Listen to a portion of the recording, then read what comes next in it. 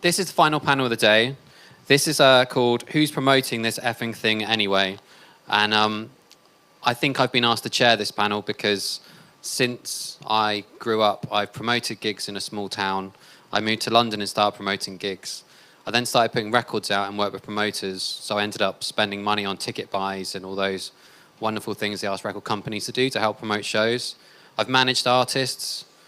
With Drowning Sounds, we've promoted a series of stages and events around the world. And I guess from the various different things I've done, I've kind of been on each side of the divide and have a rough idea what works and what doesn't on social media currently, because my current job is doing social media for the BBC. So our panellists have each of those different things I just listed as their specialism, rather than me being a dilettante in each of them. So hopefully over the next 45 minutes, we're going to learn a lot more about what it takes to promote a show, whose job is what, because after 17 years of doing this, I still don't 100% know if it's my job or not, and most people just get on and do it anyway, or someone else said, no, you were meant to have done that.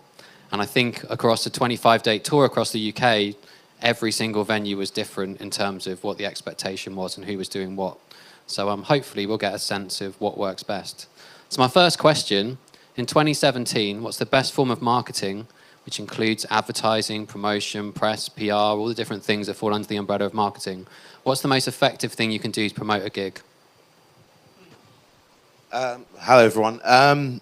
So background for me, very briefly, is promoter for about 10, 15, 20 years, and also managing bands. So I'm seeing things from the two sides of the spectrum.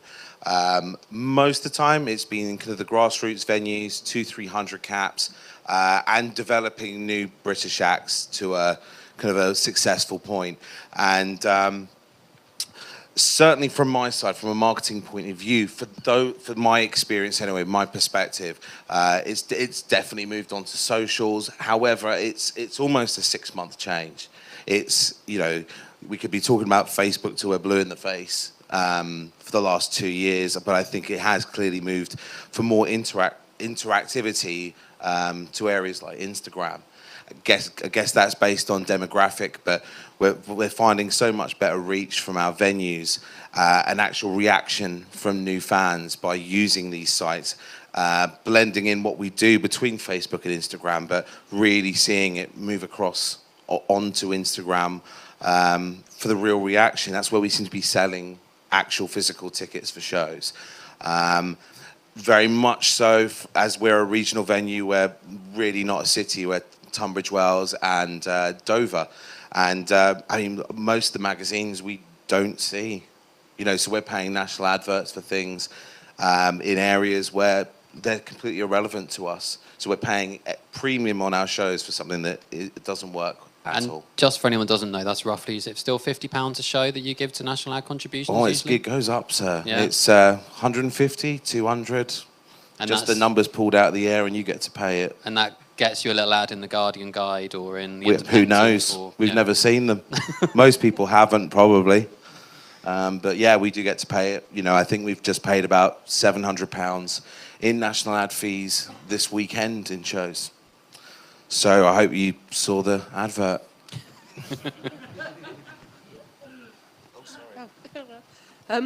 Hello.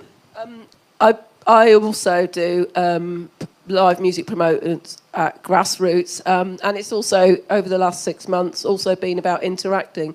So actually, on Thursday, 2 of the promoters I'm interacting with have shows at Tunbridge Wells Velram and the Leadmill in Sheffield, and we found that using social media, but also in austerity, we've had to go with co-collaboration as well, as just, it's like the logical thing for DIY, because the bands don't have any money, nobody has any money.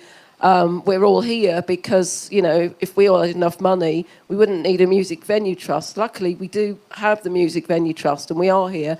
And I think that from today, we'll all learn something. I've learned loads, and we'll make a real big difference. So maybe what's most effective is people talking to each other like we're doing now.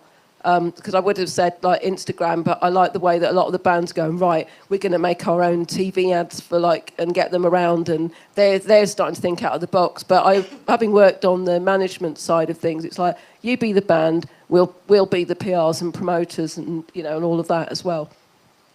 Oh, you got your own. Hi, is that working? Yeah. So I work for The List, which is one of the UK's biggest events publisher websites across the UK. And one of the services we offer is free listings. So what I wanted to have a chat with you guys today is about making sure your listings are up to date to make sure that you're reaching as many people as possible. Listings are free, whether you use our site, whether you use one of the many other listing sites, they're free. And although they do take a bit of time to put up, if you do take the time to put them up, you're reaching so much bigger audience than you would be if you didn't put them up. We've been working closely with the Music Venue Trust and other venues to get all of your venue listings up on our site. But these are just the venue listings. These aren't the events that are taking place at your venues. So this is the information that we really want. You know, as I know, that there's many ways to promote your event, but by using our site, as well as Resident Advisor, as well as Skiddle, as well as ENS24, by not putting your listing on these sites, you're missing out on a potential 8.5 million people per month. So obviously this session is all about publicity and promotion. Having the best quality listings data available for easy distribution helps you not only prevent your events, but lets other people promote them for you for free. Gonna stop you there and say, what is good listings data? So on our site, you can have basic information. You can have the band, you can have the date. Or you can have the band, you can have your ticket provider, you can have an image, you can have a link to YouTube, you could have bar offers that are on, like, drink deals and stuff. Any sort of metadata which adds to you deciding between one event and another. Also, a killer sentence is pretty much the thing every band in the world needs right now. And it doesn't have to be as good as a gangster Nancy Sinatra, which Lana Del Rey used. But I think having that pithy, intriguing sentence on a gig listing can intrigue someone to go listening to something and go to a gig. That's, to me, would be great. We have our standard listings, info. but you can go on and add any information you want to. It's vetted by a human so that you don't get too carried away. But you can add all sorts of information to make your listing and events stand out compared to, our website's got over 500,000 performances at any one time, any day. So you add the information. It's free to do, so. Oh, you got it, go on. So the most effective way to promote an event, whether it's music, I know there's people in this audience who probably have had to diversify their programs. They probably do more comedy, maybe even theatre. The most important tool to promote your act is the knowledge of the demographic you are promoting to. It is pointless promoting a YouTube star on Facebook promoting the post to a demographic of 14 to 65-year-olds. That's just a pointless waste of money. Equally, if you've got a very visual artist, it's pointless maybe putting them just a one tagline on Twitter. You might need to use visual aids such as videos or put it on Instagram and things like that. It's knowing what act you're promoting. The heritage acts, there's nothing more effective than going into another heritage act and exit flyering it with a physical piece of paper. So the most important tool for promoting is knowing your demographic, because if you don't know that, you're not a good promoter. But going back to what you were saying about national ads, yes, it is annoying, but one thing that I do pretty much as standard now is asking where that money goes to. Just ask. Like, if you're getting that, it's 50 quid, 100 pounds. Some of the big touring, massive production shows that you can get from overseas can go into hundreds and hundreds of pounds national ads. Ask for a breakdown of where that's going and what is happening, because as well, it is pointless you doubling up on your promotion. If they're going, you know what, we're going to be putting £200 from each part of that budget into a massive Facebook campaign, there's probably not much point you doing a Facebook campaign because you are just doubling up on your promotion. So again, it's, I guess, who the fuck's promoting this? It's communicating with the management, communicating with the agent, and making sure that you're all on the same page. Because otherwise, if you're not communicating, you're going to be doubling up, you're going to be wasting money, and definitely do your research, because that is the most powerful tool you can use. I guess one of the key things on that, when you get the breakdown of the marketing, is to check that they've not charged you to design a poster for London and Manchester, and all they've done is change the word London and Manchester and charge you £250 twice, which I've seen as a manager, which was an interesting example. But also with the Facebook ads, we're doubling up. It's not only illogical to take out 2 ads. Counterproductive. But you end up bidding against yourself on the same keyword in the same city. So the ad becomes more expensive for both parties to advertise the same person. Precisely. So having a central difference. There are so many people out there as well that, I mean, even just talking to people in this lobby in digital marketing that really, really want to help. I mean, just go have a beer with them, ask them some questions. They'll give you a business card and chat. Some of it might cost money. I found out today that very naively, and probably other people in this room probably know, but I can pull data from Spotify. I did not know that. Granted, it will cost money, but that is why we have offer sheets, and that's why we factor money in for advertising budget. Now, if it makes sense for me to pull that data in terms of the amount of data I would get versus how much it would save, what it would use in marketing, then it's probably money well spent. I would just then not probably do a massive poster campaign and pay some kid 50 quid to do that for me, because I've got this actual data of people within a radius around my venue listening to that act. So it's a case of talking to people. Social media is changing so rapidly. I often joke that I have to get my team to write me a procedure sheet for Snapchat, because I'm 31. Snapchat is just alien to me. I don't know why everyone needs bunny ears. But it's changing so quickly, and it is very hard to keep up. But that's not to say you shouldn't keep up with it. And go chat to people. People are really willing to help. The most effective form of advertising in 2017, sadly, is still TV. I realise that we don't have the budgets for that kind of thing, but I think to make the point around digital and traditional media channels, actually the most effective way to do it is not think about what I'm doing in digital and what I'm doing in print, is to think about it as one campaign. So what you might want to do is do some fly posting or take an ad out, but ensure that what you're saying there is consistent with what you're saying in social media, because it's, people don't think, oh, right now I'm consuming print media, or right now I'm consuming Facebook media. They just see stuff. People just see stuff, and they'll either take that in or they won't. And I think the key thing to remember on certainly digital or social new media is making sure you're showing people the right thing at the right time. To your point, there's no point in serving a punk band to a 70-year-old person who listens to the Carpenters. That happens if you don't target correctly or put the right message out at the right time. And I know that last year we did a panel on social and how to use it to promote shows. We can, through Mark and the team at Music Venue Trust, we've got a load of best practice about what to promote at what time on what channel. For example, in the moment, Twitter is really effective. After the event, Instagram is really effective. So it's all about having a holistic campaign, but when you are using new media or digital, using it at the right time. Hi. I don't spend a penny on advertising. I'm an A&R man for a label and a publishing company. Artist. All our artists seem to do it organically. Word of mouth, YouTube, Twitter, Facebook pages. If they want to spend a few quid on Facebook advertising, I'll encourage them to, but I'll make sure they do the geo-targeting, etc. correctly. So it's going to the people who are the target audience. I make sure they all work really hard on Twitter and interact with people, reply, no matter how banal the tweet is that somebody sends you, talk back to them.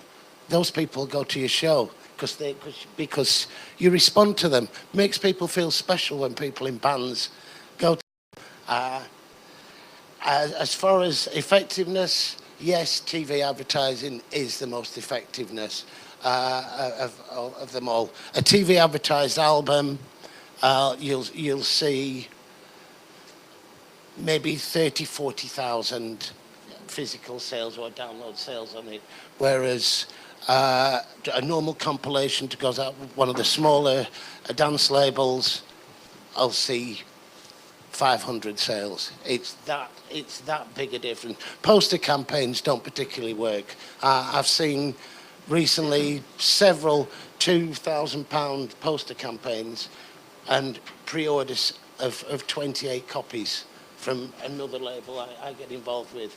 It looks great. It raises profile, but it doesn't sell records. I don't know if it sells gig tickets, but it definitely doesn't sell records. So, beginning with the promoters, whose fucking job is it to promote a show?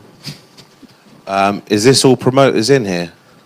It's the artists. It's definitely the artists. So they'll ruin it for everyone. Well done at checking the demographics. We've already learned one lesson from today. I mean, obviously, there's no passing the buck. You know, it's kind of, the job's in the title. But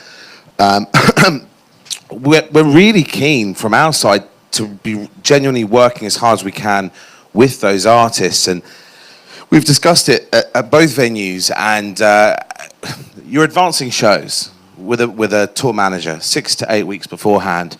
And you know if it's going to be hummus or couscous. But you don't have any plans with the artist on what you're going to do with your social media. And I feel as if, I mean, this is talking more to do with when you're booking from the agent, but perhaps there's that point when they're going, and your contact for tour advancing is this, and your contact for social media with the artist is this. And, and it should be with whoever is handling that page, albeit sometimes someone's paid for a marketing team to do it, or it's the artist manager that's handling it for them, or it's the band themselves. But, I would feel really comfortable having that direct relationship. We can start spotting if we're duplicating on campaigns. I mean, there's enough work to do as there is. But if at least we can get that sorted in the same point where we're working out how many crates of beer we're buying, then we can start getting a plan together. And I think if we work together, we'll take all the job on, by all means. But it's just communication, like you said. Yeah, agreed. And also going back to collaboration, that's collaboration, communication.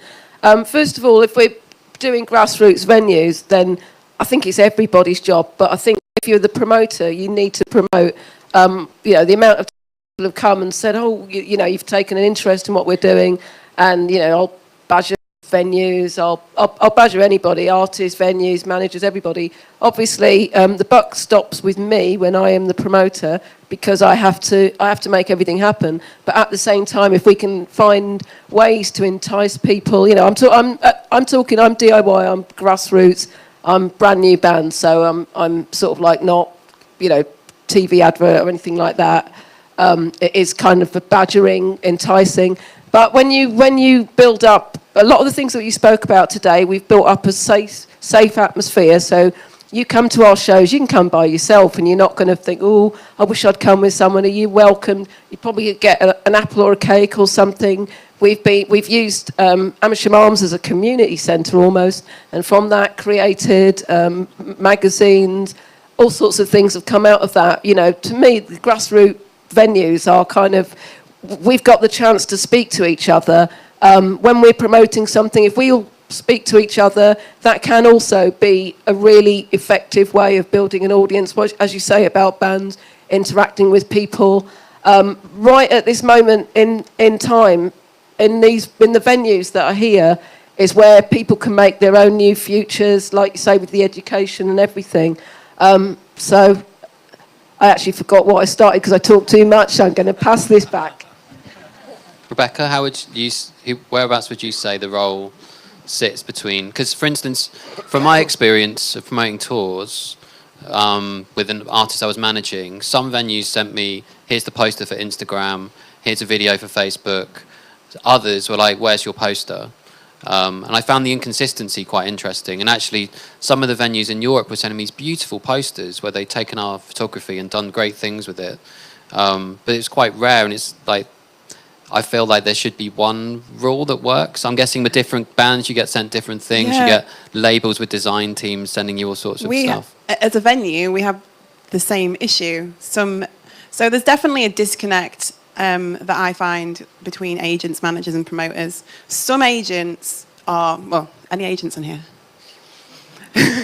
Some agents are brilliant. They are brilliant. They're on the ball. They really want to help venues. And I guess being a 900 cap venue, in Sheffield, we're not a big fish. We're not a small fish, but we're not a big fish. And the other agents, I'm not saying they're not good agents. They probably just don't have the time for us, or they've got so many acts on their roster that it's physically impossible for them to connect with everyone.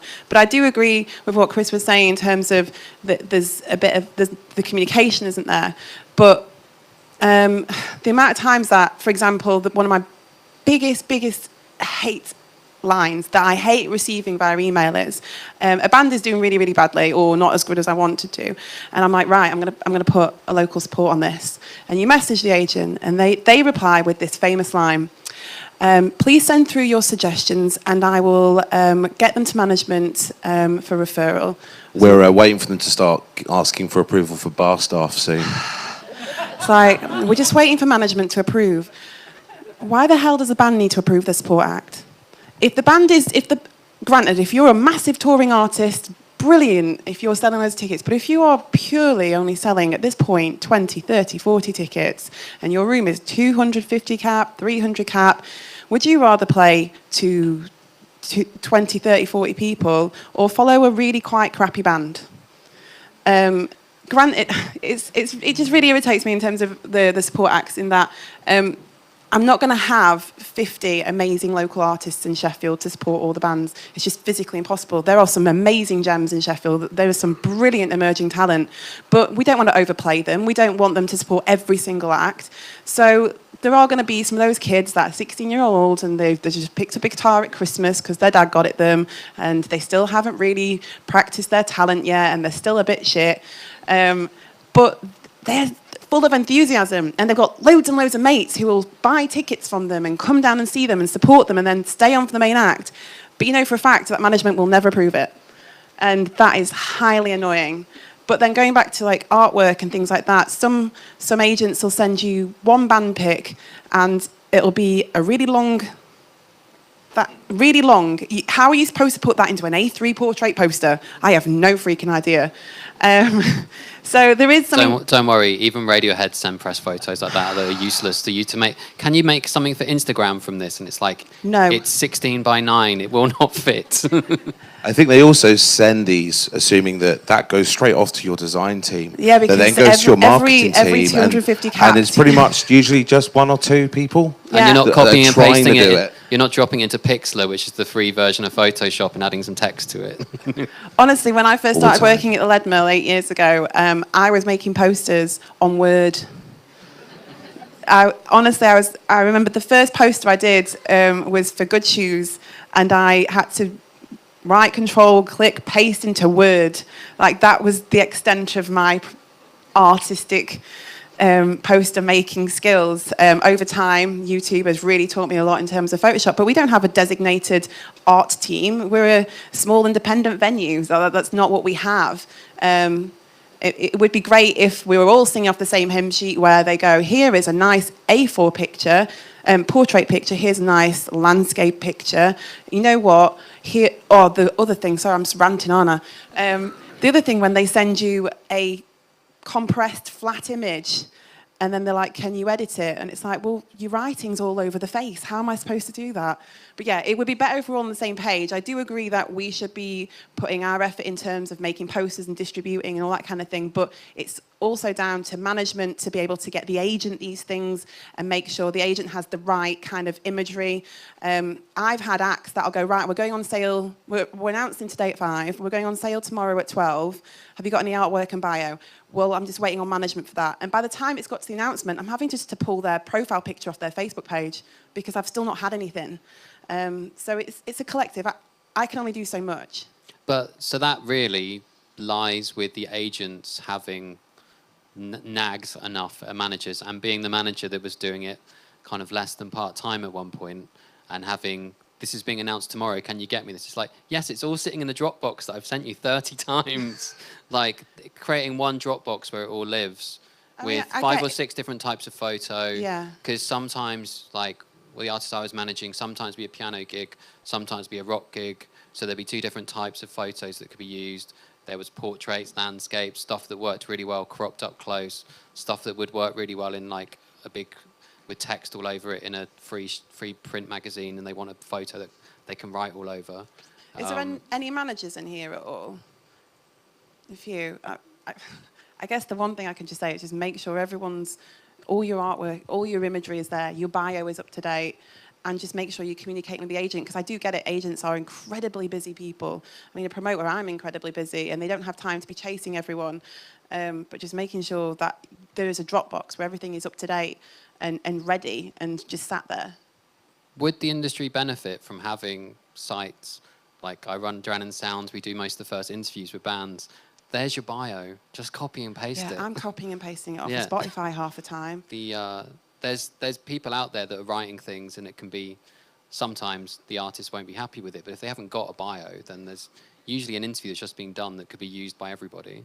And it goes the same way, like I had, for example, a national promoter putting a show at the Leadmill recently, and we announced it on sale. And then I'm getting a Twitter message from the lead singer of the band going, that picture's like 3 years out of date. Can you change it? So even the band is not communicating with the manager, who's not communicating with the agent, who's not communicating with the national promoter, and then it's the promoter getting these RC messages on Twitter from the lead singer. But that band as well, the guys that are, the one that said that is the kid that's in charge of the social media. So you should have had his email on day one, right? You know, and that's one of these problems solved. And again, it comes to just, it's part of advancing a show now. And I think that would really help all of us, no matter what size venue really, and national or regional promoter. So we dwelled on that one a bit longer than I anticipated. Sorry. No, it's good. No. I think hopefully that's helpful. There maybe just needs to be a very simple tick list of this is what every artist needs, this is what a promoter wants from you.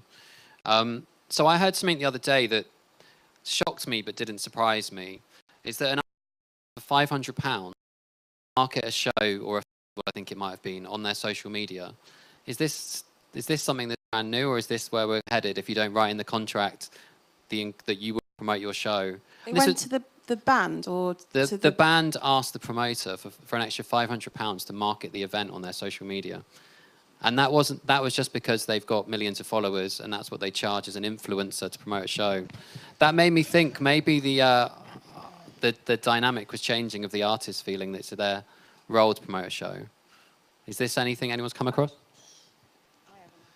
Being the brand guy all the time, yeah. He's from Jack Daniels, by the way. He hasn't mentioned that. Yeah, that happens, and I think just to go back a little bit to the previous point is, I totally agree. It's a collaborative approach, and I think standardising the way that assets are shared, so making sure that the photographs are in the right format, the buyer's in the right place, and it might be we're in a world of shared drives and stuff. Why not put it all in one place? Maybe that's an idea. Anyone from tech in here could probably do that. But I guess the role of everybody in this is to promote it. To promote the show, and I guess as the brand guy here, we're the guys that have probably more money to do that with, but also have an audience, a converted audience that already know that we're a music brand and what have you, to get that message out. But to hear of artists asking for funding to do that kind of thing doesn't surprise me as a brand guy. The way that revenue is generated by labels and artists is evolving all the time. I'm not surprised at all about the artist asking for money. I have, and my role is calling all astronauts, I have over 700,000 Twitter followers, and I've regularly been offered money to tweet about things. Lots of branding companies have approached me. I've refused them because I wouldn't be allowed to drop C-bombs and F-bombs about pop stars anymore because it wouldn't suit their brand.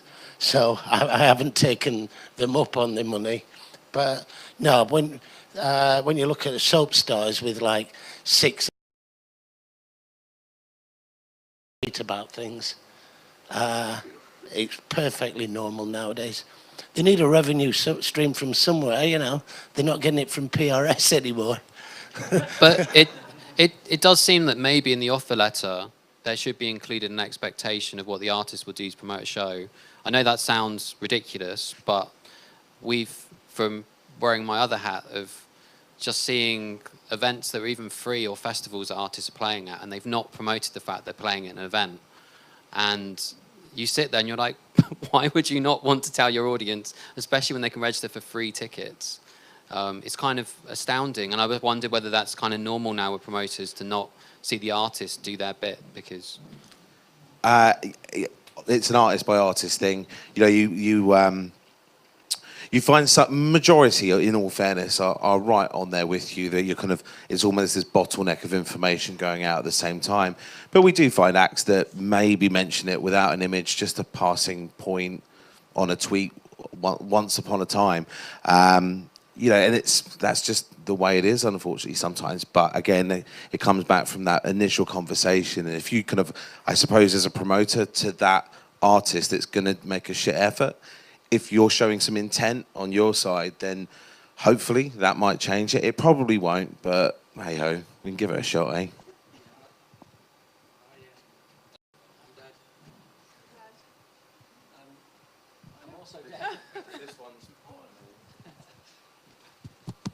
I kind of lost my train of thought going through that then, but roughly speaking, I think the frustrating thing for me when we want to put on a show that is a branded show is not being able to speak to people about it, you know, not being able to speak to the manager or get direct. There's so many middlemen taking that bit of the pie, and if everyone could just get on a telephone call or sit in a pub and have a chat about what we want to get out of it together. You know, we all want to have great shows. We want people to leave having, you know, watched a brilliant band, they drank loads of Jack Daniels at the bar, you know, bought the CD, the venue's got the door cover and the promoter and whatever. That's the ambition.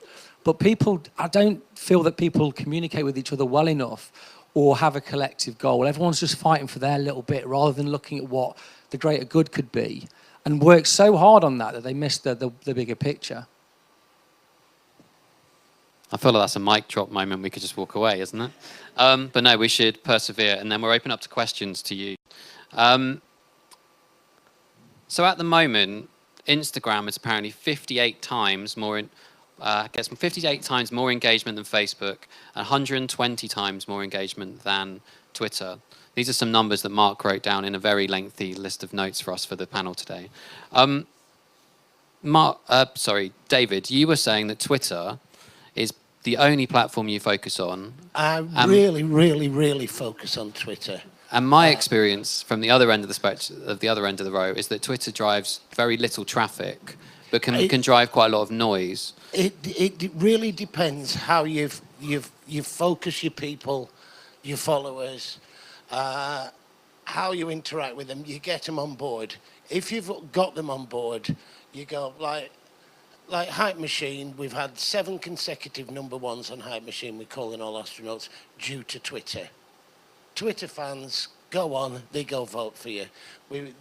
There's radio station, there's a national DAB station at the minute where fans go and vote. We put out 3 times a day, go vote for us.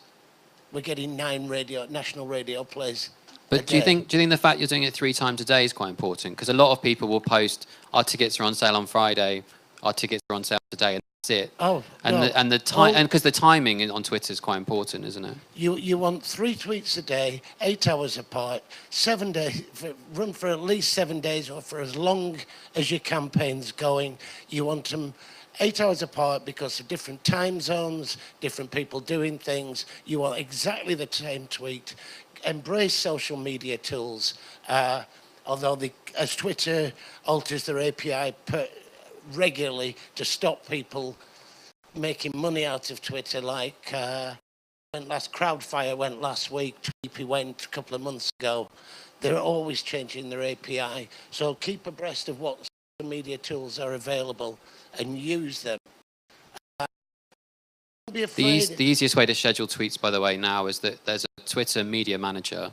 You can drop an image into the manager or a video, and you can schedule it as many times as you want to post, and just copy and paste slightly different copy in each time. Schedule tweets of the same tweet to post if you want to. It's a really simple, quite lo-fi, hacky way of scheduling a ton. Gremlin's very good for that as well. And because the average tweet lasts, I think it's about 14 minutes or something. Microphone.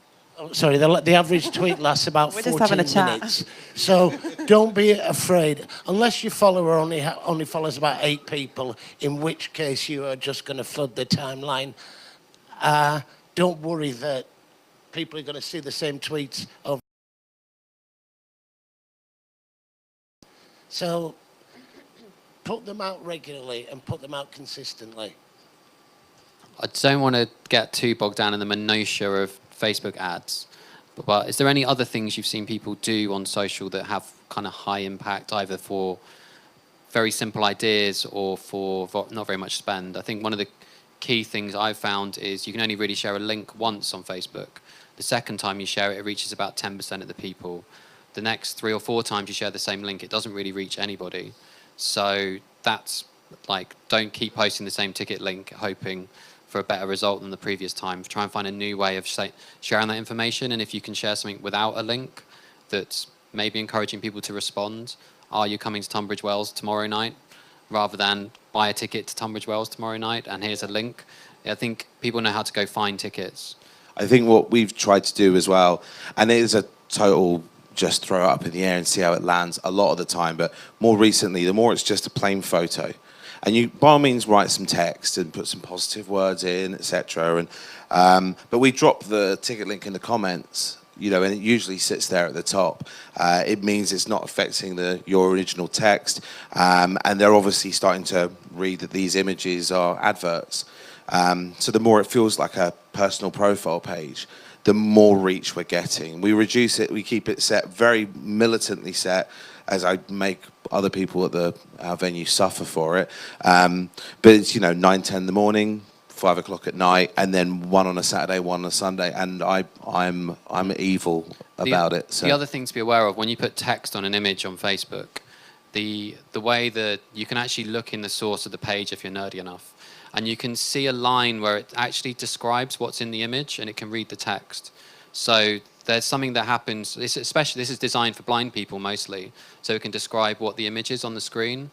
But when Facebook sees an image and it's got text, and it can't tell if that text is safe for work, can't tell if that's some crappy meme, can't tell if it's just basically low quality content, it won't show that to people. So you're best off just putting a really great photo in, and the few lines of information that might have appeared on the image, post that in the text box, because the information you're translating is band is playing on X date, we're excited. Yeah. That's all you really need, and that doesn't need to be text all over an image. Yeah, and just to support that, the most effective, the kind of Facebook posts that get the most interaction or engagement are videos, then photographs, and then just copy.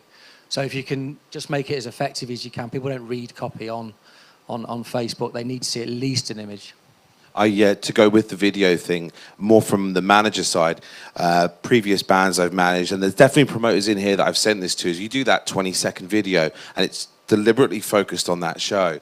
So some of us are trying to do it, but the promoters at the same point just sometimes don't bother. It comes back to that same thing about everyone being in it together. Yeah, and we know that those reach so well, so it can be frustrating on both sides, but it comes back to that. But the videos are amazing, I find sometimes. Right then, it's time to open up to questions. A point on that. If you do post a plain picture on Facebook, leave it for a day, then press the edit button, then put the link in. It keeps performing like the plain photo did, or the meme or whatever, but the link is then back in the post, and their algorithm doesn't seem to pick up the links there and relegate it. And in 2 weeks' time it will, and it'll stop working. But that's the problem with Facebook. So has anybody got any questions? All I can see is lights. Hi. Yeah. Hi, I'm Sam, the founder of OpenStage, one of the people on the brands behind you. So I can't help but think the industry is really artist to fan. And I've only heard David really, I'm not saying others haven't, but really say, well, the industry's artist to fan, he gets his artists to go out there and push that. And I can't help, there's a disconnect here then, because, well, really, I can't help but think that promotion nowadays is so much more complicated. It's no longer posters, it's no longer handing out flyers, running around and doing that. It's about putting together the relationships between artists and fans. It's about the tastemakers, which is probably the promoters. It's about the venues having their relationships with their local communities, and so on. And so my question to you guys is, how are you pulling it all together? With a very long piece of string. No, I think I totally can see what you're saying, but I think with a smaller venue, you're maybe more of a fan of the venue than the promoter or the artist that play it if it's quite small. I knew the venue when I was growing up was 100 people, and they would trust that every Friday night we would book something that wasn't terrible. And when I did book something terrible, it wasn't as busy the following Friday. So that kept me on my toes to make sure the booking was better. And I think once you get to a venue, I guess, the size of the Leadmill, it's very much artist-driven. But there's probably a good 10, 20% of your audience that come because they like going to gigs there certain nights of the week. Would that be a... I really wish there was. I mean, I hear from the guy that mentored me, a guy called Graham Wrench, who is Richard Hawley's manager, great guy. He mentored me about 8 years ago, and he was telling me about the glory days, even just a little bit before I started, where people would turn up because they trusted that the band would be brilliant. I would say it's not like that at all. I have to be so careful what I book in Sheffield. The amount of times I will sit at my desk and curse under my breath and say, why the fuck can't I pick up the Leadmill and put it in Manchester? So, I mean, I love Sheffield. It's a beautiful, beautiful city and full of beautiful, beautiful people, but they are so focused on certain genres, and if they haven't heard about it on a certain way, but then they are so incredibly loyal to so many different bands. I can bring bands back time and time again, and they're so freaking loyal. But you put something slightly obscure and it hasn't got that ad campaign on TV, or it's not associated with something, they can be a little bit resistant. Which when I go to like a gig, when I've gone to gigs in Manchester or even Leeds and then you come down to London and you can see these really great artistic bands, something a little bit different, and they go to it. But in Sheffield, I really wish that was the case, because there's so many amazing bands out there that need that kind of boost and that kind of their audience being created in the city. And sometimes it's just not possible. I think with our job role, we're out there going to those blog sites and, listening to those brand new acts coming out, as well as, tips off from our agents. And we're kind of being informed what the future of sound is by a 3-mile radius of East London. And we're in Tunbridge, Wales, but we have to put that band on or we don't get the big bands. And then there's 5 tickets. So you want to put that local band on that's worth 50, but you have to get approval.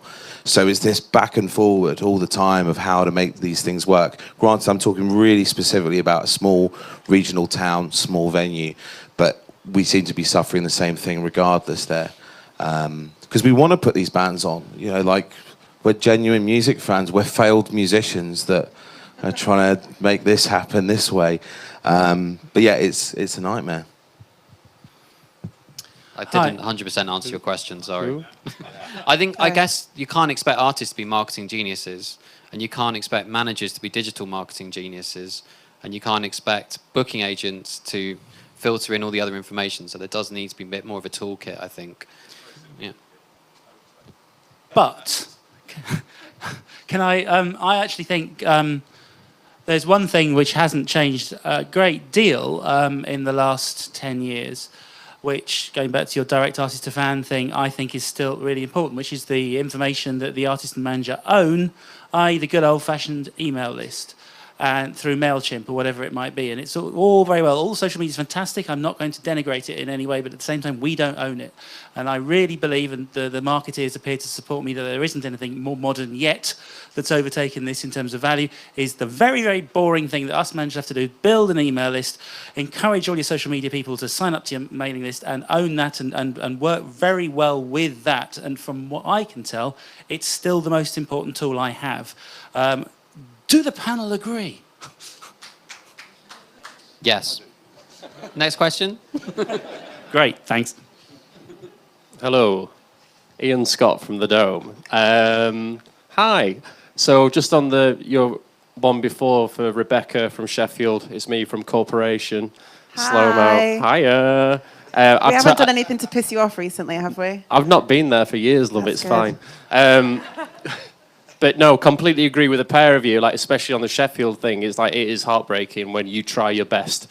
I put Big Business on 10 years ago, and 3 people turned up, and I literally wanted to kill myself because it was an amazing band. I was going to say something similar to what the gentleman just said regarding actual mailing lists, when we're getting all the data from the ticketing companies, promoters, etc., and adding to that. I don't like the way that we do ours, and for you as like independent promoters as well, what's your regime on that? Like, because I get saying, like, if you do too many a week, like, they'll unfollow you. If you don't do enough, it just goes into the spam box. It's like, when do you post them out? Like, I know this sounds like a really dumb question, but like, is it a Monday thing? Is it a Friday thing? When is it? Are you talking about MailChimp? Totally. Just like Once every 3 months, and we sell a dozen tickets. So if it does work, it has to come direct from artists, but that's just us. Yeah, we're spending a fortune on MailChimp for no reason. We really wish it worked. And we've got a guy that sits there for hours making something look really nice, and no one's paying attention. And now that could be that we're perhaps generalizing every demographic of every type of show and just flapping that out there. And I have tried doing indie-centric ones, rock-centric ones, and so on. But it doesn't seem to really connect. But we may just be being so broad where it needs the specificness of, artist to fan. I would say I've trialled and errored quite a few. When I first was doing them, they were pretty shit and they got no traction. Trial and error, different formats, and I got a template, and I now don't spend hours on it. I have a template, and it's done when you do your website image and your Facebook image and your Facebook video. We also do a MailChimp image, so it's just ready to input. We get good traction, probably about 10%, which it's brilliant. 10% of 30,000 emails is from people looking on it, and then about 5% click through. I'm pretty happy with that. And you always see a spike in in sales. So yeah, it is important, but it's not the be all and end all. I'm sorry, but if you're just relying on emails to promote your gigs are going to do shit. And on that note, we've been this whole time. Sorry. We had probably about another 3 hours of this panel we probably could have got through. Some of you might have really hated us if we carried on.